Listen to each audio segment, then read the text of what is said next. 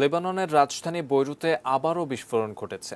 এতে প্রাণ হারিয়েছেন অন্তত 4 জন, আহত হয়েছেন কমপক্ষে 20 জন।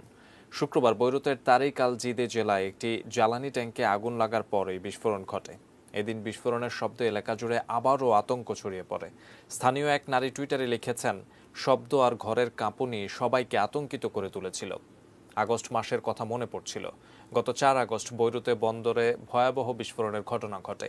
প্রথমে একটি গুদামে আগুন লেগে পরে ভয়াবহ বিস্ফোরণ ঘটে। এতে ধ্বংস হয়ে যায় প্রায় অর্ধেক শহর, প্রাণ হারান প্রায় 200 মানুষ, আহত হন অন্তত 6,500। বিস্ফোরণে ক্ষয়ক্ষতির পরিমাণ কয়েক বিলিয়ন ডলার ছাড়িয়ে গেছে। গুদামটিতে 6 বছর ধরে মজুদ ছিল প্রায় 2,750 টন অ্যামোনিয়াম নাইট্রেট।